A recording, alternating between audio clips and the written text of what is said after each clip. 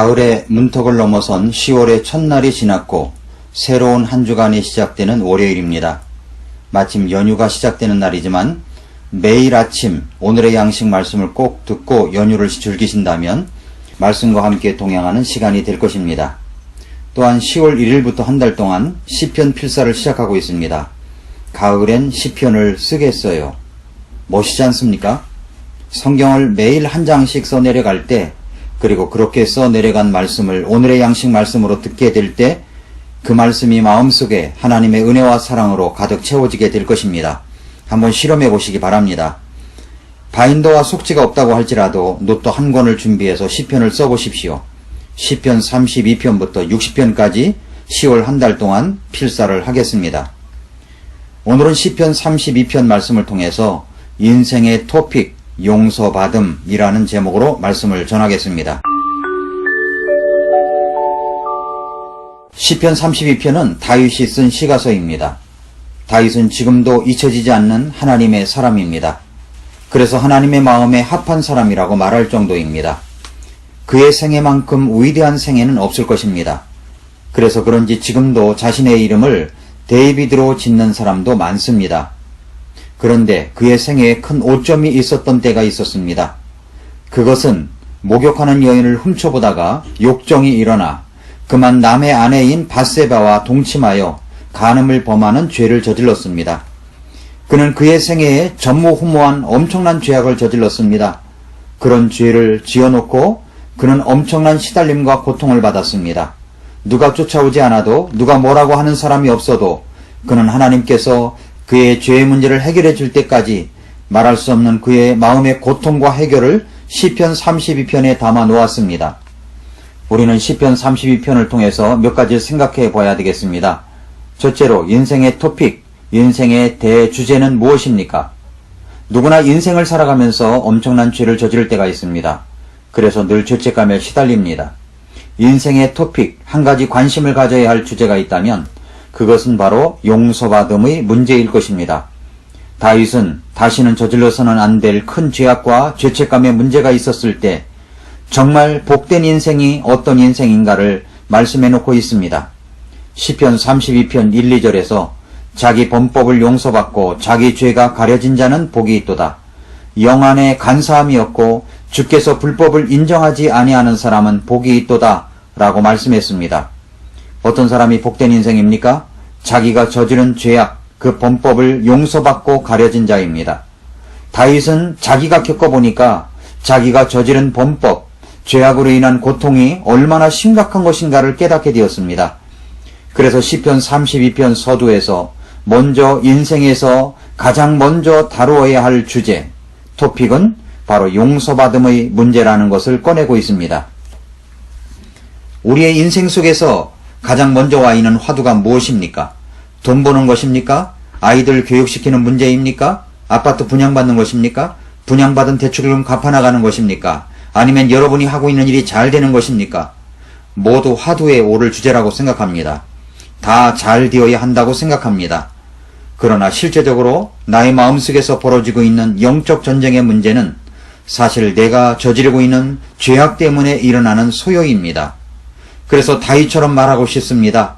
자기 범법을 용서받고 자기 죄가 가려진 자는 복이 있도다. 영안에 간사함이 없고 주께서 불법을 인정하지 아니하는 사람은 복이 있도다. 용서받음의 문제가 인생에서 다루어야 할 가장 큰 복의 문제라는 것을 말씀하시고 있습니다. 그렇습니다. 나에게 일어나는 일도 그렇습니다. 사실 이것만큼 더 큰 인생의 큰 주제도 없을 것입니다. 왜 그렇습니까? 둘째로 죄가 있는 인생의 모습 때문입니다. 3, 4절에서 내가 잠잠할 때에 하루 종일 신음하였으므로 내 뼈가 쇠하였나니 밤낮으로 주의 손이 나를 무겁게 누름으로 내 진액이 여름 가뭄으로 변하였나이다 라고 말씀했습니다. 다윗은 사실 우리아의 아내 밧세바와 동침을 했습니다. 10계명 중 10번째가 바로 이 문제를 다루고 있습니다. 출애굽기 20장 17절에서 너는 네 이웃의 집을 탐내지 말라. 너는 네 이웃의 아내나 그의 남종이나 그의 여종이나 그의 소나 그의 낙이나 네 이웃의 소유 중 아무것도 탐내지 말라 라고 말씀했습니다. 다윗은 이웃의 아내를 탐했습니다. 더군다나 또 7계명인 너는 간음하지 말라는 말씀을 어겼습니다. 8계명은 너는 도둑질하지 말라고 했는데 이웃의 아내를 도둑질했습니다.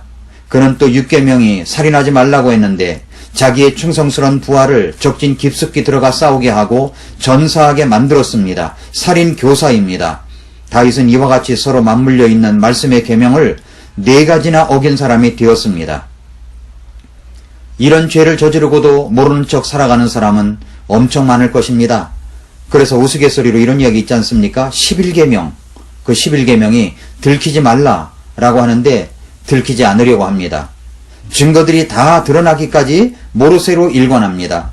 그러나 하나님을 속일 수는 없습니다. 하나님은 다 아시는 분이십니다. 하나님은 그럼에도 불구하고 기다려주시는 분이십니다. 하나님을 속일 수는 없습니다. 그리고 자기 양심이 증명합니다. 끝까지 따라붙어 다니는 양심의 가책, 죄책감에 계속 시달립니다. 그래서 사람들은 술을 찾습니다. 그래서 사람들은 쾌락을 찾습니다. 계속해서 고동치는 죄책감의 소리를 멈추게 해보려고 광란에 질주도 합니다. 마약을 합니다. 다 잊으려고 하는 시도입니다. 그러나 잊을 수 있습니까? 결코 지워지지 않습니다. 다윗이 그랬습니다.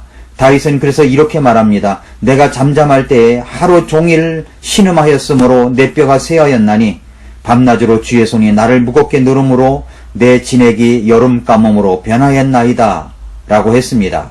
그는 하루 종일 신음했습니다. 정신적 고통에 시달린 것입니다.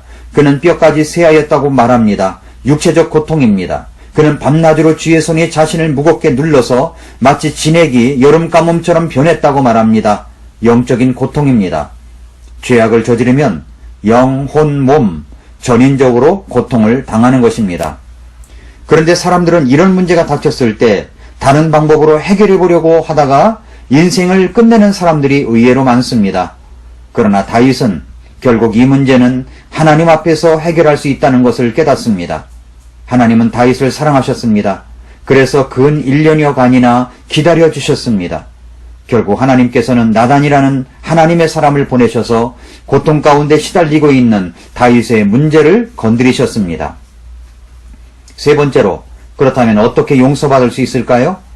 어떻게 용서받을 수 있는가 하는 이 문제를 해결할 수만 있다면 얼마나 좋을까요? 본문 5절은 이렇게 말씀합니다. 내가 주께 내 죄를 시인하고 내 불법을 숨기지 아니하며 또 이르기를 내 범법들을 주께 자백하리라 하였더니 주께서 내 죄의 불법을 용서하셨나이다. 주께서 내 죄의 불법을 용서하셨나이다 라고 했습니다. 어떻게 용서받을 수 있었습니까? 첫째는 자신의 죄를 시인한 것입니다. 나단 대언자의 지적에 다윗은 내가 주께 죄를 지었습니다 라고 시인했습니다. 그는 주님께 자신의 죄악을 시인했습니다. 그리고 자신의 불법을 숨기지 아니했습니다. 용서받음이 내게 이루어지려면 내가 죄를 저지른 사람이라는 것을 먼저 시인해야 합니다. 둘째는 자신의 죄악을 자백, 회개한 것입니다. 내 범법들을 주께 자백하리라 하였더니 주께서 내 죄의 불법을 용서하셨나이다 라고 했습니다. 자백, 회개를 해야 합니다. 구원받기 위한 회개를 하였었다면 이제는 그리스도인으로서 자백이 필요한 것입니다. 다윗은 자신의 죄악을 자백했다고 말씀합니다. 우리 그리스도인들도 자신의 죄악을 저지른 사람이라는 것을 시인하고 그리고 자신의 저지른 범법들에 대해서 자백을 해야 합니다. 그렇게 하면 찾아오는 것이 바로 용서입니다. 이 말씀을 사도 바울은 로마서 4장에서 죄의 정과에 대한 교리를 이야기할 때 인용한 말씀입니다. 로마서 4장 7절 8절에서 이르되 자기 불법들을 용서받고 자기 죄들이 가려진 자들은 복이 있으며 주께서 죄를 인정하지 아니하실 사람은 복이 있도다 함과 같으니라 라고 말씀했습니다. 시편 32편 말씀을 인용한 거죠. 그리고 나서 로마서 4장 24, 25절에서 우리가 예수 우리 주를 죽은 자들로부터 살리신 것을 믿을진데 그것을 의로 인정받을 우리도 위한 것이니라. 그분께서는 우리의 범죄로 인하여 넘겨지셨으며 우리의 칭의를 위하여 다시 일으켜지셨느니라 라고 했습니다. 이것은 죄의 전가를 말합니다. 우리의 죄는 그리스도께 전가되었고 그리스도의 의는 나에게 전가되었습니다. 그래서 용서받음, 우리가 구원을 받은 것입니다. 용서는 내가 죄인인 것을 시인하고 자백해야 이루어지는 것입니다. 그리고 내 죄를 하나님께서 예수 그리스도의 십자가의 보혈로 용서해 주셨음을 믿고 받아들일 때 이루어지는 것입니다. 마지막으로 용서받음이 이루어집니다. 어떻게 용서가 이루어집니까? 그것은 자신이 죄인인 것을 시인하고 회개해야 합니다. 그리고 예수 그리스도께서 내 죄악을 짊어지시고 내 죄가 예수님께 전가되었고 예수님의 용서하심의 십자가의 보혈의 공로로 이루어졌음을 믿고 받아들이는 것입니다. 그래서 7절은 이렇게 말씀합니다. 주는 나의 은신처시오니 주께서 고난에서 나를 보존하시고 구출의 노래들로 나를 애워싸시리이다 라고 했습니다. 주님은 나의 은신처, hiding place, 은신처입니다. 그것을 경험한 다윗은 이렇게 외칩니다. 8절 9절에서 내가 너를 훈계하며 네가 가야 할 길로 너를 가르치고 내 눈으로 너를 지도하리로다. 너희는 지각이 없는 말이나 노새같이 되지 말지어다. 그것들의 입은 반드시 재갈과 굴레로 붙들어야 하나니 그리하여야 그것들이 네게 가까이 가지 아니하리라 라고 했습니다. 용서받음이 이루어지기 위해서 고집스런 노새나 지각이 없는 말처럼 꼭 입에 재갈을 물리고 굴레를 씌워야 말을 듣는 것처럼 하지 말고 말씀을 들을 때 즉시 응답하시기 바랍니다. 여러분은 오늘 밤 죽어도 천국에 갈 수 있는 확신이 있습니까? 만약에 그렇지 못하다면 당신은 먼저 구원받아야 할 사람입니다. 구원의 확신이 분명한데 때때로 일어나는 범법, 죄의 문제 때문에 죄책감으로 시달리고 있습니까? 오늘 말씀은 바로 그런 당신을 위한 말씀입니다. 사랑하는 성도 여러분, 오늘 이 방송을 듣고 계신 여러분의 인생의 토픽은 무엇입니까? 요즘 여러분의 인생의 화두는 무엇입니까? 여러분의 인생의 토픽은 사실 용서받음의 문제가 아니겠습니까? 시편의 다윗의 심정으로 오늘 말씀을 다시 한번 읽어보십시오. 그리고 다윗처럼 기쁨의 고백을 하는 사람이 되시기를 바랍니다. 자기 범법을 용서받고 자기 죄가 가려진 자는 복이 있도다. 영안에 간사함이 없고 주께서 불법을 인정하지 아니하는 사람은 복이 있도다. 이 말씀의 기쁨이 오늘 여러분의 기쁨이 되시기를 바랍니다. 그래서 이 용서받음의 기쁨은 인생의 어떤 성공보다도 어떤 명예보다도 권력보다도 비교할 수 없는 큰 문제입니다. 그래서 10절 11절에 용서받음의 기쁨이 여러분의 것이 되시기를 축복합니다. 사악한 자에게는 많은 고통이 있을 터이나 주를 신뢰하는 자에게는 긍휼히 그를 애워싸리로다. 의로운 자들아 너희는 주를 기뻐하며 즐거워할지어다. 마음이 올바른 모든 자들아 너희는 기쁘게 외칠지어다.